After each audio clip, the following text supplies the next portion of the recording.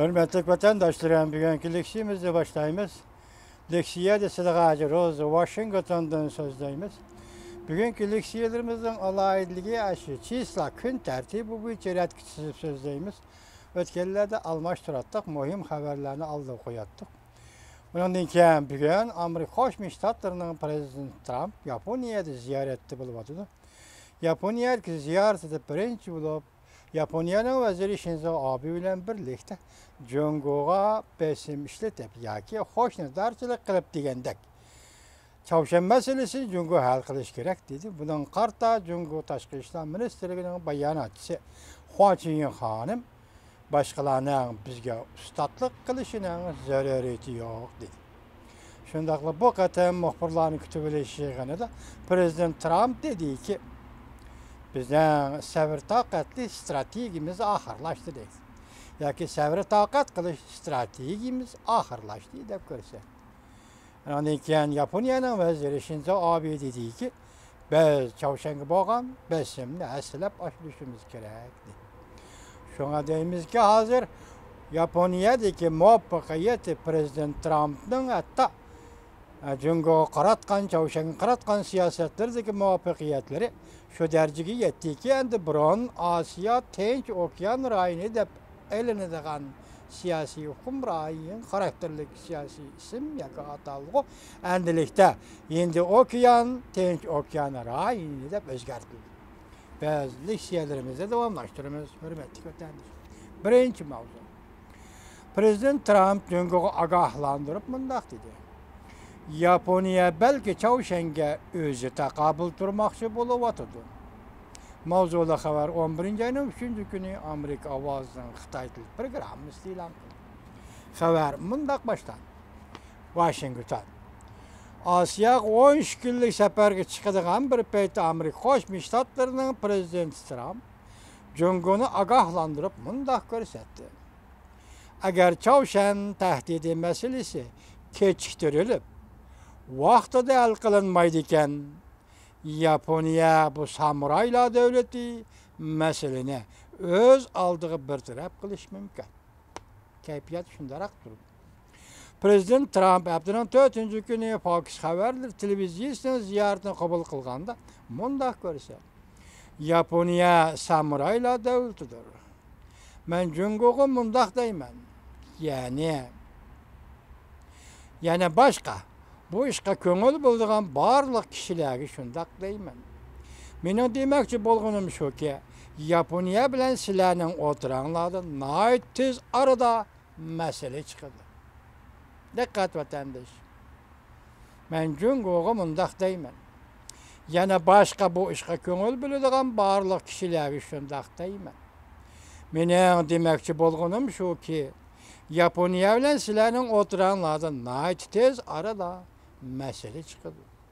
Agar sizlar Çavşanga davomli shundaq qilishga yo'l qo'ysanglar.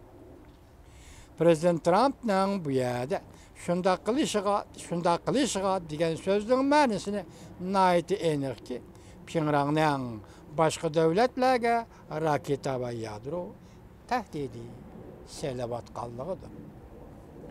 Prezident Trump saylanmaz yilda oshkora bayonot berib, Amerika, Yaponiya, Koreyadagi davlatlarni davomli yutib oladigan bog'cha qilib olmasligi, Amerika, Yaponiya, Koreyadagi davlatlarni davomli yutib oladigan bo'pa qilib olmasligi kerak. Balki Yaponiya, Koreyadagi davlatlarga yadro qurollarini tadqiq qildirib, Çavşan tahdidiga taqabul turishga yo'l qo'yish kerak degan edi Prezident Trump saylanmaz gibi. Jungo'ga ogohlantirish bilan birga Prezident Trump Jungo'ning raisi Xi Jinpingni Çavşan masalasida intayin yaxshi deb madidi. Lekin buningdan sal burun Prezident Trump Jungo uzun yillardan buyon Amerikani ahmoq qilib keldi. Çavşan masalasida amaliy yordam qilmadi deb og'rigan edi. Vazir Shinzo Abe yetakchiligida Yaponiya 2. Dünya urushidan keyin Amerika Yaponiyaga tuzib bergan tinchlik asosi qonunni Yaponiya o'zgartirishga tayyorlik qilyapti. Cungo hem de Koriya devletleri Japonya'nın bu hareketinden ciddileşiyor. Hoşam ikinci haber. Dalai Lama Tibet devleti işçideki sır dedi ki Tibetliklerinin bir yerge cem buluşu ve dakamt buluşu'dan çokum ümit var dedi. Mavzulu haber 11. ayının 3. günü boşun torbeti ilan kılın. Haber mundak başlar. Tibet'nin manevi daisi Dalai Lama 2. günü Dharamsala'da Langje Botxanası da yeni açılgan mektepke lentkisiş murasimida mundak görsetdi. Mening şu ömrümde Tibet'nin işçi ve teşhidiki Tibetliklerinin bir yerge cem buluşudan çokum ümit var. Dikkat vatandaş. Erkin Asya Radyosu'nun Xitay til programımız haber kılıp mundak görset. Hindistan'ın Dharamsala өлküsüge joylashgan Langje Botxanası da 2. güne yeni kurulgan mektep Li Yuejing Lun Fayvan da murasim ötküzülgende Dalai Lama yeni açılgan mektepte nutq sözlüdü. Dalai Lama ta'kidlab mundak ko'rsatdi. Mening şu ömrümde Tibet'nin işçi ve teşhidiki Tibetliklerinin bir yerge cem buluşudan çokum ümit var. Dalai Lama mundak ko'rsat. Biz gerçi musafir bolgan bolsakmı Tibet işçidiki keng Tibet halkı azap okubat işçide kalgan bolsunmu? Mening şu ömrümde Tibet'nin işçi ve sırtıdaki Tibetliklerinin bir yerge cem buluşudan ümit var. 3 kıtım tekrarladı. Vatandaşım Tibet'nin işçi ve sırtıdaki Tibetliklerinin bir yerge cem buluşudan şu ömrümde cem buluşudan ümit var. Esinizde bolsun ki muhakemede ya unutup kalmayla Dalai Lama bu yıl 2017 yıl 7. ayının 6. günü 82 yaş. Demek Dalai Lama deydi ki mening şu ömrümde. Siz bunu astoydil tahlil kılın. Tibet'nin işçi ve sırtıdaki Tibetliklerinin bir yerge cem buluşudan ümit var. Dağdığılık kattı gep hürmetlik vatandaşım. Dalai Lama mundak ko'rsat.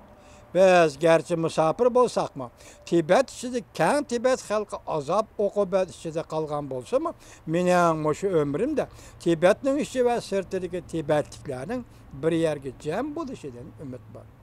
Şunlaş köpçülükten tırışçallık görüştüğüne ümit kılıman.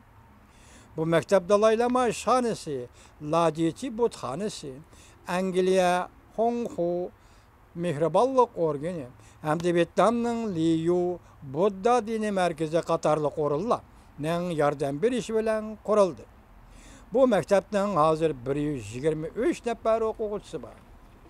Hemisi rahipler bulup 40 nefer Tibetlik, 62 nefer davanlık, 6 nefer rahipten teşkillengen, Ladak'tan kelgen okuyucular, 5 nefer Bhutan'dan, 5 nefer Nepal'dan, 5 nefer Mongoliyadan kelgen rahipler bu mektepte okuydu hürmetli vatandaşlar.